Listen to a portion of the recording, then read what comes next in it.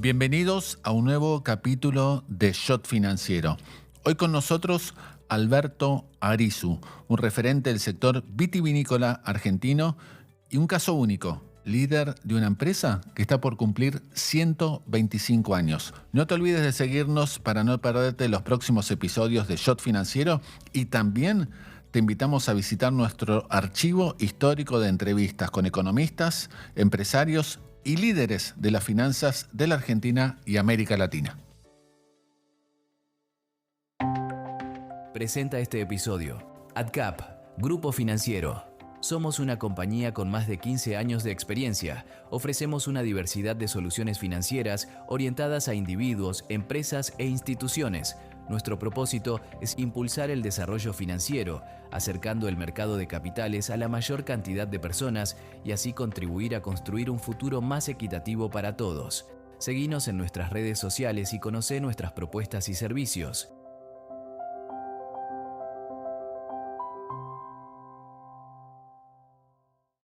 Y ya estamos conectados aquí en Shot Financiero con Alberto Arizu. Alberto, un gusto enorme tenerte en nuestro podcast. Hola Willy, muchas gracias y para mí también es un enorme gusto poder estar acá con vos. ¿Cómo definís o cuándo te diste cuenta de tu vocación era administración de empresas, lo económico y sobre todo cómo elegís la Universidad de Cuyo inicialmente? Mira, yo soy de Mendoza, viví en Mendoza, hice el colegio en el Liceo Militar General Espejo, soy egresado del colegio militar, del Liceo Militar, y ya desde la época del colegio, cuando mi padre me preguntaba qué quería estudiar, tenía bastante claro que mi rumbo estaba por el lado de los negocios, economía, no tanto contador público, pero sí más que nada me gustaba mucho la economía, siempre me gustó mucho la economía, así que empecé ahí en la Universidad Nacional de Cuyo, que ahí se estudiaban las tres carreras, ¿no? Administración de empresas, economía y contador público. Y los 2 primeros años eran comunes. Recién en el tercer año empezaba la especialización. Y yo arranqué la especialización, honestamente, con la intención de estudiar economía.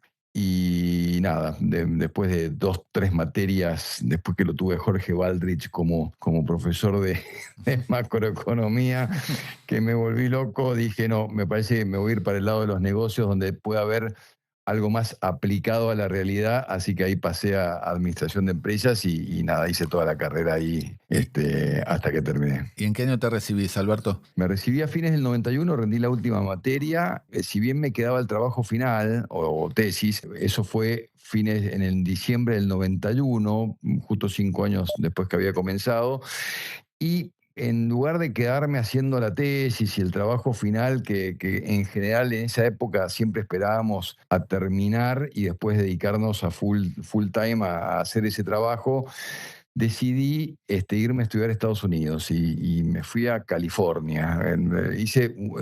Yo me inscribí, no fui a hacer ningún estudio en particular, pero sí tenía muchas ganas de, primero, experimentar la universidad en Estados Unidos, tenía una enorme curiosidad, segundo, poder pulir mi inglés, que había estudiado con mucho sacrificio por el hecho de no haber podido ir no habían colegios bilingües en esa época en Mendoza, y decidí emprender rumbo a Estados Unidos. Me anoté el primer semestre en la Universidad de San Diego, que había un programa especial para extranjeros, lo cual fue fantástico, porque me dio la posibilidad de estar en contacto con gente de muchísimos países, de tener una experiencia internacional, estudiar, me hice un semestre entero que además de algunas materias específicas de administración y de negocios, tenían mucho de cultura general, así que la verdad que fue una muy linda experiencia. Y cuando eso empezó a terminar en junio de ese año 92, no me quería volver, así que decidí ir a visitar a un amigo que estaba haciendo un máster en vitivinicultura en la Universidad de Davis, en California, pegado a Napa Valley, para lo cual para mí era un sueño. Primero porque por Davis, que sigue siendo una de las universidades más prestigiosas del mundo en vitivinicultura, pasaban todos los grandes desarrollos y los grandes temas del vino del momento. Estados Unidos estaba pasando por una gran expansión, y su vitivinicultura estaba marcando mucho el ritmo y los hitos de aquel momento del vino internacional. Y por otro lado, el hecho de estar tan cerca de Napa me daba la oportunidad de conocer ese esplendor de Napa, que había tenido la suerte de que mi padre había estado unos años antes y había entablado una amistad muy linda con algunos productores muy prestigiosos, entre ellos Robert Mondavi, que era un poco el gran hombre de Napa Valley, el gran hombre del vino de esa década del 90. Así que la verdad que la pasé muy bien haciendo de oyente en algunos cursos de enología de la universidad, pero por sobre todas las cosas disfrutaba mucho salir al mediodía, irme a Napa y quedarme horas conversando con personajes como Robert Mondavi o Philip Togni, productores muy legendarios de esa época de California. Así que para mí fue súper enriquecedor y muy estimulante. Y vos tenías manifiesta la vocación por el sector vitivinícola. Obviamente la impronta familiar influye, pero a veces no sucede tanto eso, ¿no? Que en la familia, a lo largo de diferentes generaciones, se mantenga en algún determinado integrante de la familia la impronta del sector.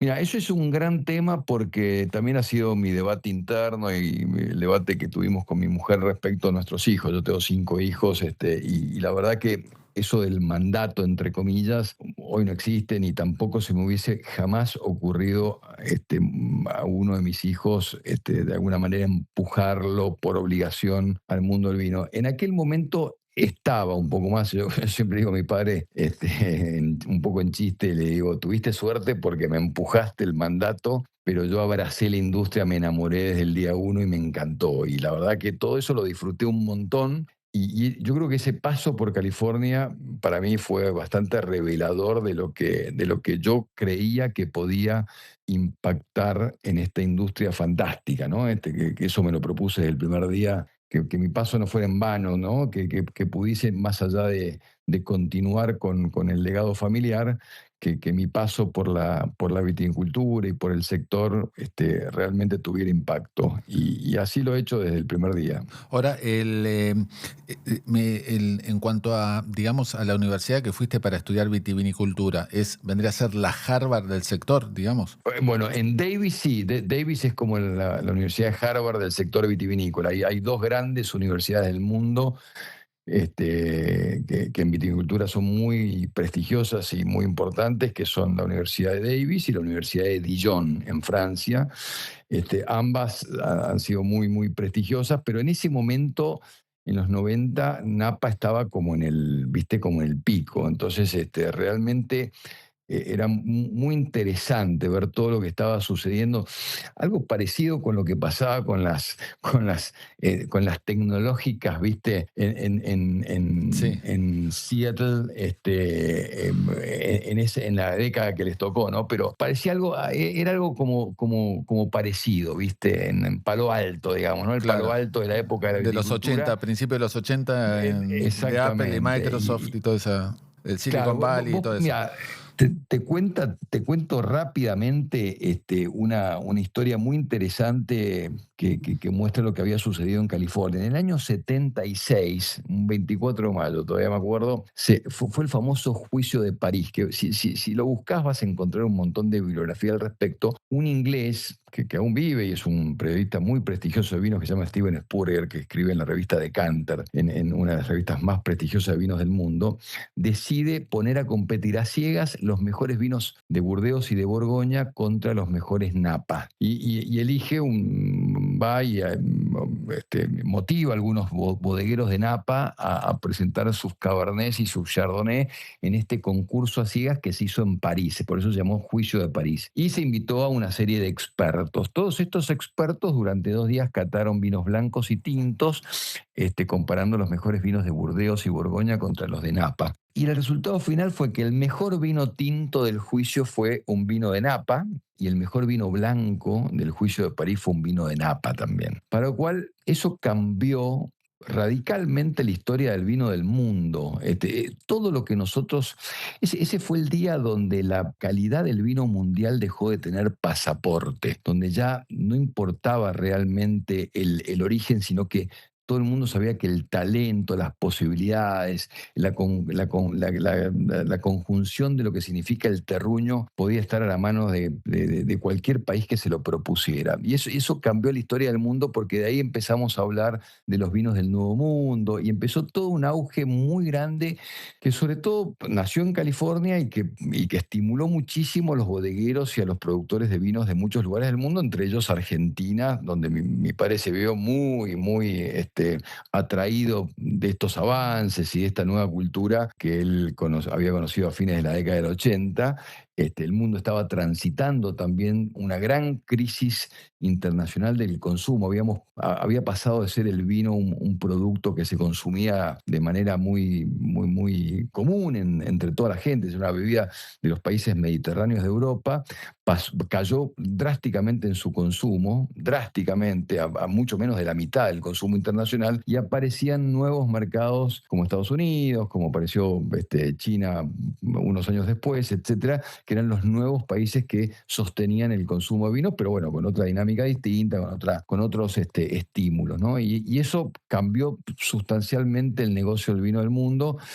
Un poco Argentina se encolumnó detrás de este concepto del nuevo mundo. Me acuerdo cuando empezábamos a viajar a principios de los 90, era como que estábamos del lado de los equipos del nuevo mundo, ¿no? Y tenías el viejo mundo, que eran los países tradicionales como Francia, España, Italia, y los países del nuevo mundo vitivinícola, donde aparecía Estados Unidos. Principalmente estaba Australia, que era muy fuerte, Nueva Zelanda, Chile, y obviamente la Argentina. Y la Argentina era una curiosidad, ¿no? A ver, yo no estaba muy convencido que nos llamaran Nuevo Mundo, porque la Argentina era un país que tenía, primero, todas las corrientes migratorias que llegaron a Argentina venían de países mediterráneos productores de vinos, ¿no? Sí. Españoles, italianos, franceses, para el cual la cultura de vinos en Argentina era muy similar a la de estos países tradicionales.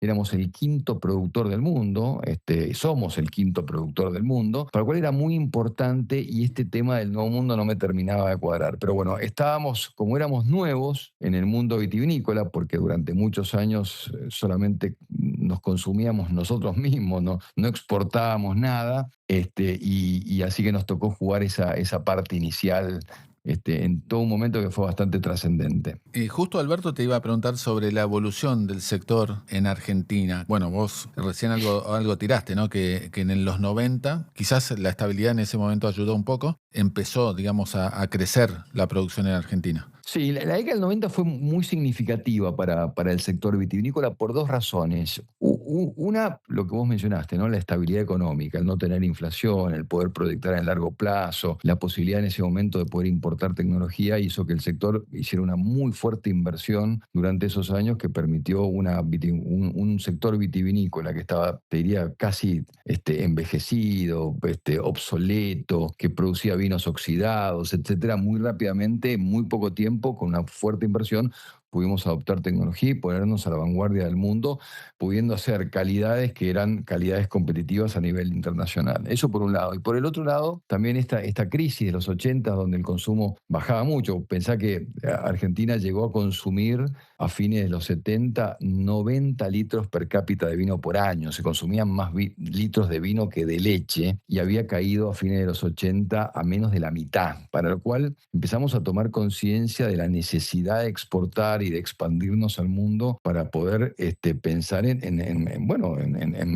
seguir proyectando nuestras compañías. Sobre todo yo venía de somos una empresa familiar, y esa necesidad y esa mirada de largo plazo era muy, muy propia de mi familia y del sector en general, para el cual empezamos a ver la necesidad de exportar. Yo venía muy cargado de información y muy, muy estimulado por lo que había vivido en California, y en el año 93, yo tenía 26 años, junto con otras 7 bodegas decidimos fundar lo que hoy se conoce como Wines of Argentina, que es la organización que nuclea a todos los exportadores de vinos, que en ese momento sigue siendo una organización fundamental para promover la marca argentina, más allá de cada marca y cada productor y de cada lugar de la Argentina.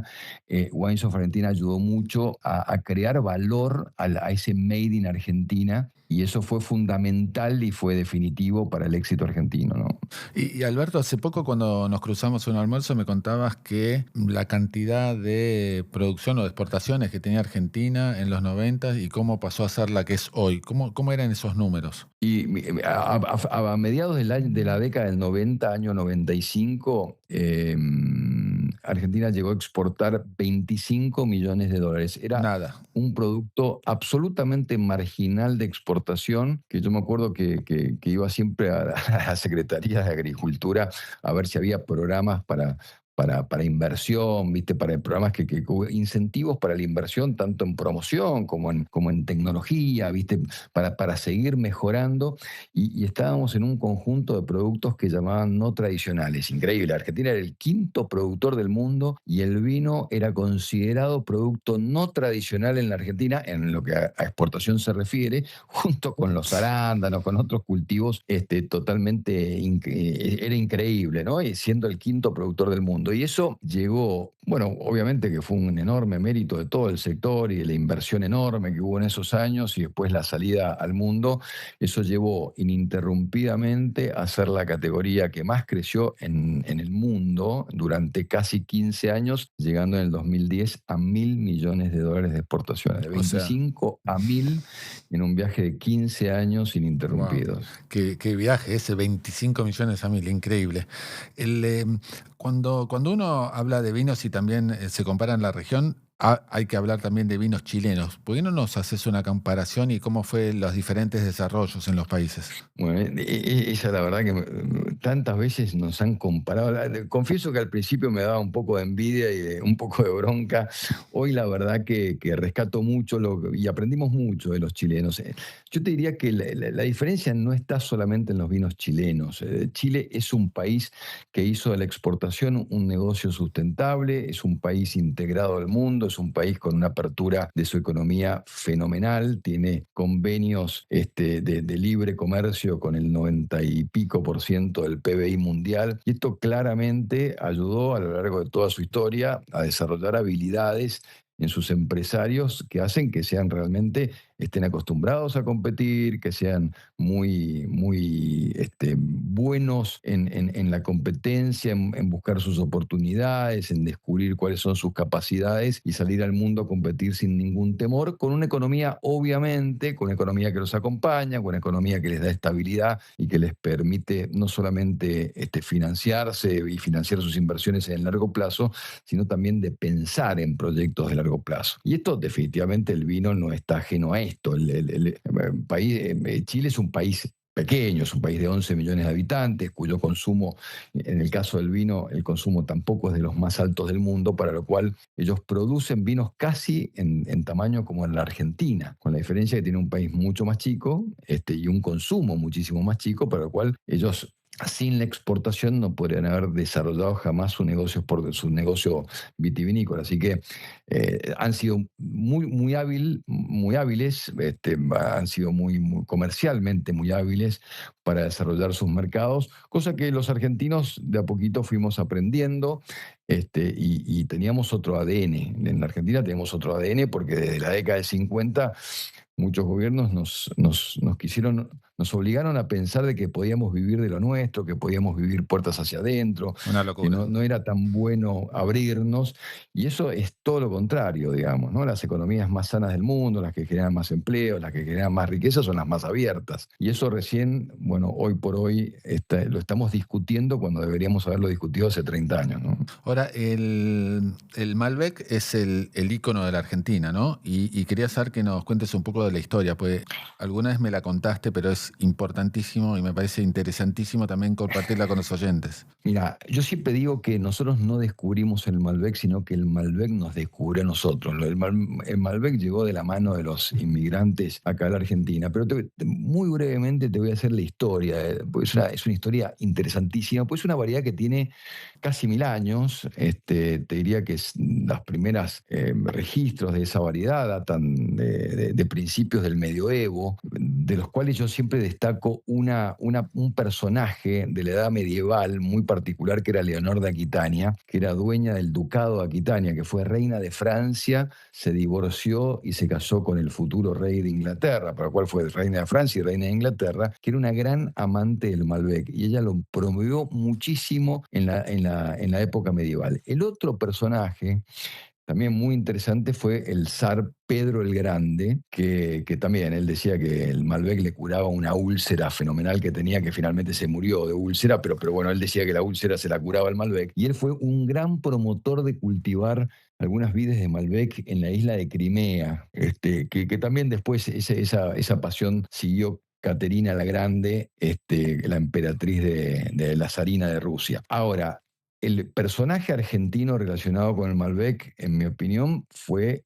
Domingo Faustino Sarmiento, eterno prócer argentino, que él había conocido cuando fue embajador en Chile a un botánico francés llamado Michel A.M. Puget. Le había propuesto que viniera a la Argentina a abrir la primera escuela de agricultura del país. Esto estamos hablando de más o menos alrededor de 1850, que es de donde arranca la vitivinicultura organizada, ordenada de Argentina, que a través de Puget, a través de la escuela de la Quinta Nacional Agronómica, empiezan las primeras organizaciones de los cultivos y las clasificaciones de las vides, y él fue quien trajo, posiblemente haya habido vides más antiguas todavía en la Argentina, pero él empieza a clasificar el Malbec, que es una variedad que en Europa había sido muy dañada por el ataque de filoxera atroz que tuvo a fines del siglo XIX y comienzos del siglo XX, y que había prácticamente desaparecido, pero que era una variedad que llegó a tener 60.000 hectáreas en Burdeos. Y esa variedad, que se daba en condiciones totalmente distintas, porque los suelos tienen más influencia del océano en Burdeos, son más bajos, más húmedos, tienen exceso de agua, encuentra en la Argentina, en Mendoza, suelos muy pobres, desérticos, a más de 1.000 metros de altura, con 250 días de sol por año, lo cual da y empieza a expresarse esta variedad de una manera extraordinaria en la Argentina. Y que realmente fuimos ahí muy, muy buenos en haber detectado esa variedad como un ícono de Argentina y haber salido a promover nuestros vinos al mundo con una especialización que fue el Malbec. Por eso, cuando yo me hice cargo de Wines of Argentina en el año 2010, como presidente de Wines, la primera acción que tuve fue una gran celebración internacional. Nosotros inventamos el Día Mundial del Malbec. Y para inventar un día tuvimos que buscar material histórico, que ahí Pablo Lacoste, un gran historiador mendocino, nos ayudó a encontrar la fecha del 17 de abril de 1853, es cuando entra a la legislatura de Mendoza el proyecto de ley de la Quinta Nacional Agronómica. Y tomamos ese día como un día fundacional para la Argentina. Qué bueno. Y como Día Mundial del Malbec. Qué bueno, qué buena idea esa también, ¿eh? Y sobre todo la fecha elegida. Sí, y aparte se transformó en una celebración extraordinaria. Vos pensás que hoy en todas las embajadas argentinas del mundo tienen su calendario de fechas y celebraciones, y la más atractiva, la que siempre más convoca, etcétera, es el Día Mundial del Malbec, porque siempre hay obviamente una celebración en torno al vino, en torno a nuestras costumbres, así que también tuvimos mucho apoyo siempre de Cancillería y de todos los embajadores argentinos que han celebrado el Día Mundial del Malbec como una fecha patria. Ahora, Alberto, en Argentina, con la volatilidad que tuvimos en las últimas décadas, no es nada fácil llevar a una empresa y más si es exportadora. Quería ver cómo viviste diferentes episodios emblemáticos de la historia económica argentina. Una la viste, por lo que hablamos recién, como estudiante, la hiper del 89. ¿Cómo viviste ese momento? Lo viví más escuchándolo a mi padre, ¿no? Yo estaba Sí. bueno, te diría que una de las razones por las cuales me atraía la economía era para ver el impacto que tenía estos desmanejos económicos que la Sí. Argentina había tenido. Vos pensás que Mi familia, mi bisabuelo, que fue el fundador de la compañía de Luigi Bosca, lo hizo en el año 1901, para lo cual hemos vivido bueno, el año que viene vamos a cumplir 125 años, lo cual te demuestra claramente que vivimos parte de la época dorada argentina, entre el principio del siglo y 1930, y después vivimos casi 70 años De de volatilidad. desmanejos económicos, de volatilidad económica que prácticamente destruyeron gran parte de los cimientos que se habían construido en los 30 años anteriores. De eso mucho no te puedo, no puedo hablar. Más que nada era la queja de mi padre, que tenían que presentarse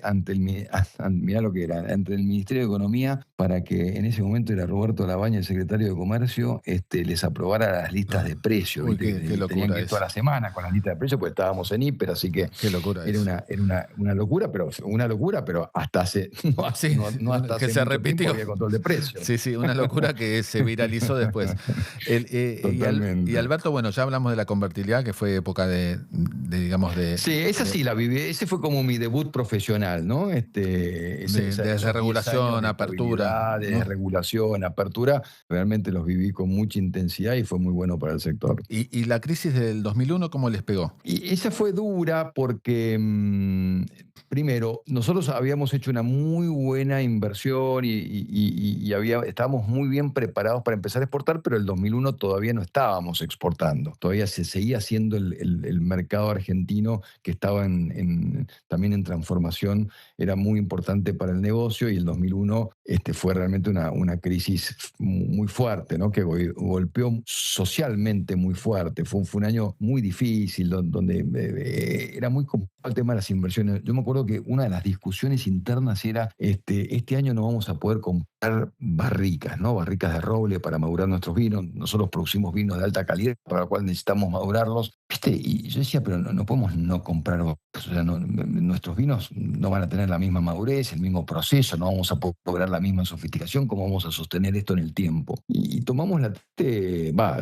decisión de decir, bueno, vamos a seguir invirtiendo y vamos a cobrar los vinos lo que tengamos que cobrar, por el hecho de seguir manteniendo un perfil de calidad. Y sí, ahí nació otra marca nuestra, que fue La Linda, que empezamos a hacerla vinos más frescos, donde la madurez era distinta y no era necesario tanto gasto, y eso nos permitía tener vinos muy, muy tomables, obviamente con nuestro sello de garantía, que le daba a los consumidores la posibilidad de acceder a vinos medianamente más accesibles, pero de gran calidad. Sí, fue años muy complejos, marcó mucho. La Argentina fue un país muy triste en esa crisis, ¿no? No solamente hubo impacto en lo económico, sino que se cambiaron las costumbres, cambió la relación de las personas. Fue realmente muy triste lo que vivimos, y el vino está asociado de alguna manera a ese sentimiento y el estado de humor de las personas, ¿no? Sí, sin dudas. Haciendo repaso de la historia es muy difícil porque recién nos contabas que la empresa el año que viene va a cumplir 125 años, ¿no? Primero, hay muy pocos casos de empresas que cumplan Argentina 125 años. Sí, hay muy pocas empresas argentinas que hayan superado un siglo, muy pocas. Número uno. No me atrevería a decir cuántas, pero muy pocas. Y número dos es, ¿cómo hicieron? Porque vos tenés, y sobre todo recién lo comentábamos tangencialmente, que no hasta hace mucho tiempo tenías control de precios, retenciones a las exportaciones, alta presión impositiva, que todavía sigue siendo alta, tipo de cambio atrasado a propósito. ¿Cómo se sobrevive a eso?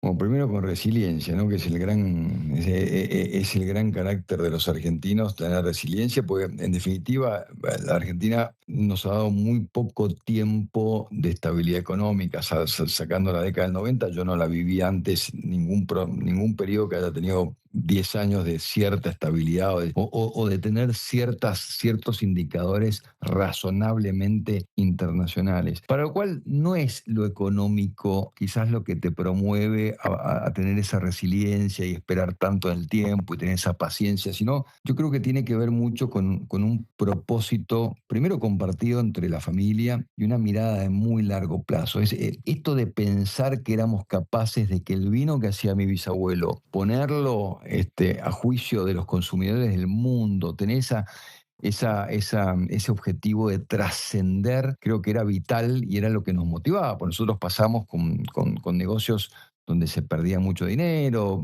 negocios donde nos iba mejor, peor, pero siempre teníamos ese objetivo final que era de realmente trascender, de tener una marca que fuera reconocida generación por generación, de transitar y de seguir siendo protagonistas 125 años después, ¿no? Eso para mí es el principal valor que mueve estas compañías. No está en lo económico, sino que está realmente en lo emocional y en lo que uno le puede poner. Después también, obviamente, tenés que cumplir ciertas condiciones, ordenar tu gobernanza interna.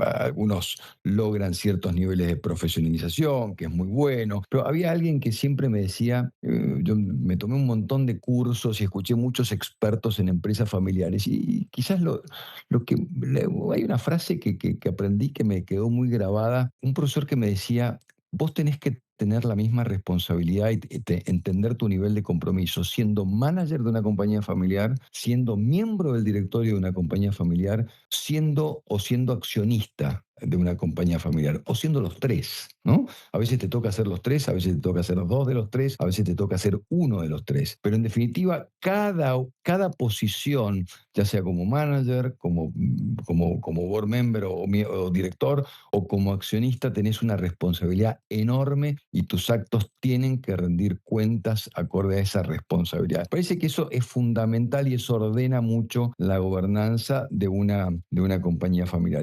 Y después lo otro importante es que, bueno, tratar de tener una sucesión lo más planificada posible. A veces eso no es tan fácil, sobre todo en sectores cambiantes como el nuestro. Y finalmente te diría bueno, separar empresa de familia, aunque no sea tan fácil. Y otra cosa que creo, y hoy lo estoy viviendo y creo mucho en eso, que es la innovación permanente y el uso de las tecnologías. Eso ha hecho también de que la intuición o el carácter personal de los líderes, etcétera, tengan menos incidencia en la toma de decisiones, y eso hace que los liderazgos sean también más democráticos, sean más flexibles y que las transiciones generacionales sean más fáciles y fluidas. Entonces, creo que, aunque parezca loco lo que digo, la innovación permanente y el uso de la tecnología cada vez ayuda mejor a la transición generacional. Y hasta la inteligencia artificial en algún momento la Bueno, vas a aplicar, obviamente la ¿no? inteligencia artificial hoy por hoy, sin lugar a duda, ¿Cómo, sin cómo lugar se a duda. aplicaría al vino la inteligencia artificial? Yo creo que hay bastantes cosas para aplicar inteligencia artificial que tienen que ver primero con las predicciones. Vos pensás que el Claro. sector vitivinícola, y creo que es uno de los grandes desafíos que tiene por delante, es el tema del cambio climático. El cambio climático está afectando muchísimos lugares del mundo. Vos pensás que hay lugares que han producido vinos durante más de 1000 años, y su estilo de vino se ha mantenido durante muchísimo tiempo, y la gente tiene reflejada esas indicaciones geográficas, esas denominaciones de origen, las tienen identificadas con un perfil determinado de vinos que hoy está cambiando significativamente porque hace calor donde no lo hacía, porque bueno, en la Argentina tenemos la altura, pero nosotros hay fincas que tenemos en lugares que hace 30 años eran considerados lugares fríos, hoy son considerados lugares cálidos. Hay variedades que se adaptan mejor a la sequía, variedades que menos, variedades que se adaptan mejor al calor, variedades que menos. Yo creo que la inteligencia artificial en eso tiene un rol fundamental para ayudarnos a predecir cambios, primero que nada. Y después mucho tiene que ver con todo el normal desempeño de un sector que es muy competitivo, altamente competitivo, donde se ha puesto realmente difícil, ¿no? Porque hay una parte del sector que hay un tema muy importante en la industria del vino que estamos antes, yo digo, estamos en un momento bisagra porque estamos transitando un cambio generacional. Hoy los principales soportes del mundo del vino ya no son más los baby boomers, que fueron los grandes bebedores de vinos hasta recientemente, y han pasado a ser los millennials como consumidores más importantes que los baby boomers. Ese cambio generacional nos demanda una manera distinta de interactuar, nos demanda una necesidad de interpretar mejor, y lo que estamos viendo como temas de tendencia, no solamente en cuanto al consumo de alcohol más moderado o el consumo a otro tipo de actividades de la salud, que está relacionado con la salud, sino que el consumidor es distinto y busca hoy otro tipo de estímulos que eran distintos a los del baby boomers. Alberto, ¿cómo ves, y ya redondeando y no te robamos mucho más tiempo, la Argentina hoy y al futuro del sector sobre todo? A ver, el argentino es un gran consumidor que conoce muy bien, y ahí voy a las raíces que tiene el argentino, de haber sido producto de la inmigración, sobre todo europea, mediterránea, donde el vino lo conocemos muy bien. Había un gran periodista argentino llamado Miguel Brasco, que seguramente lo Sí, conoces, sí, obvio. que él decía que el argentino tenía un paladar genético muy particular, ¿viste? El anglosajón, por ejemplo, el Reino Unido, los británicos, que son muy buenos consumidores de vino y casi tienen un nivel de consumo parecido al argentino, lo hicieron todo aprendiendo, porque ellos no producen, para lo cual tuvieron que aprenderlo, son personas muy instruidas, muy leídas, pero el argentino tiene un paladar genético muy particular que te distingue un vino mejor que otro. Para lo cual yo creo que ese consumidor argentino en manos hoy de los millennials y las generaciones más jóvenes con otro approach distinto, tienen por delante un gran desafío porque el vino se va a tener que adaptar a ellos y vamos a tener que comunicar y estimularlos de la manera en que a ellos les gusta interactuar. Y como negocio, como sector, hoy estamos viviendo una declinación del consumo por esto que hablamos de la salud y todas estas nuevas tendencias que, digamos, en general van a persistir. La necesidad de sentirnos bien, de tener una salud buena, de vivir más años, etcétera, está inmerso en todos. El vino, posiblemente de todas las bebidas alcohólicas, sea la que más tiene otros tipos de estímulos culturales, etcétera, que tienen que ver con esto de la autenticidad, de la genuidad. Por eso creo que es muy importante hacia el futuro del vino tener cada vez ser más genuino, ¿no? Siempre con mi padre decíamos, cada vez que pensemos en un vino, pensemos el porqué del vino, entender por qué hemos creado este vino, qué es lo que queremos decir con este vino. Cada vino tiene que tener una explicación, tiene que tener una historia, y el nuevo consumidor está buscando experimentar esas historias, ¿no? Y por eso creo que el mundo se va hacia un lugar mucho más de vinculación emocional con los consumidores que en una evolución en cuanto a los conocimientos técnicos. ¿Y qué historia hay detrás de Luigi Bosca, que es una de las marcas emblemáticas de tu bodega? Sí, bueno, de hecho es la bodega, ¿no? Porque Es la bodega, es el León nombre que Yerizu, que tiene. vino de España, León Yerizu vino de España, un pueblo muy chiquito llamado Unzué, muy cerca ahí en el País Vasco. Él llegó en una de las corrientes migratorias a fines del siglo XIX, donde entraron 5 millones de personas a la Argentina, y empezó a trabajar en Mendoza, donde ya estaban sus primos, donde de alguna manera buscó también tener una actividad que lo linkeara con su familia anterior. Ellos producían vinos en España, en el País Vasco. Así que nada,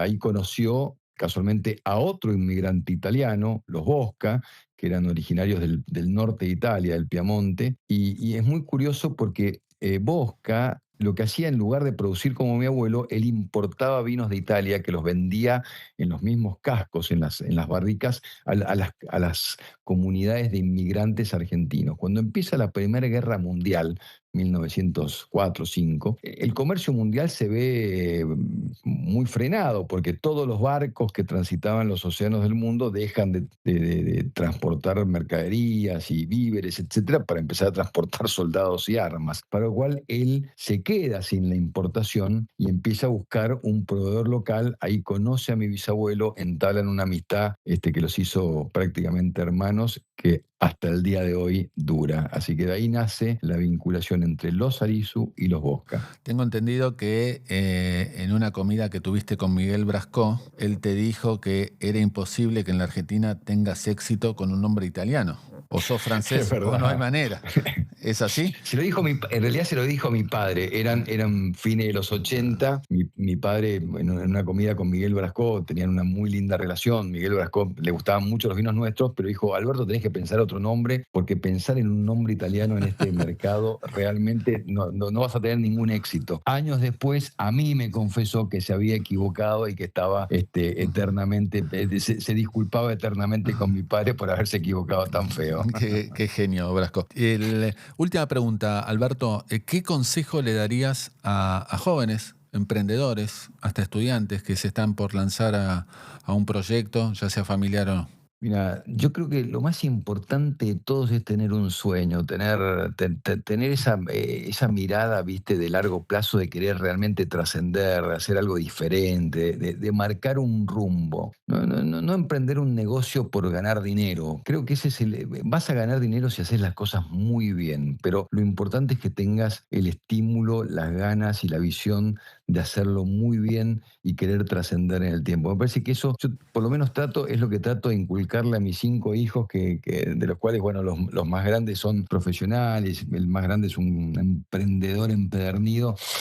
Y lo que siempre le digo es lo mismo, cuando busques un nuevo emprendimiento, busca algo que realmente cambie la vida de las personas, tenga impacto en la sociedad, tenga mirada a largo plazo, es fundamental. Todo lo demás va a ir solo y si haces un buen negocio seguramente vas a ganar dinero, pero es lo último que tenés que pensar.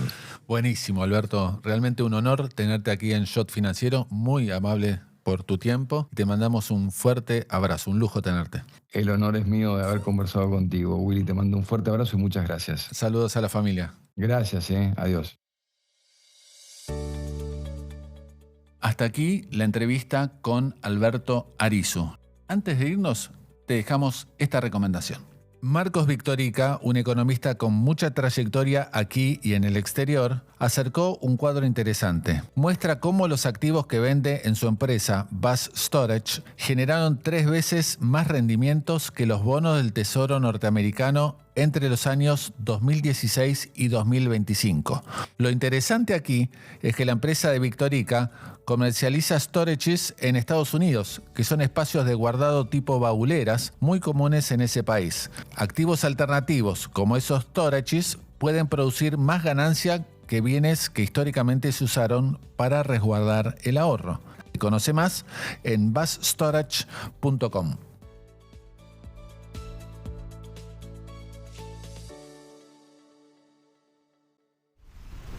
Propósito, actitud, resultados. Liderazgo modo Geneia.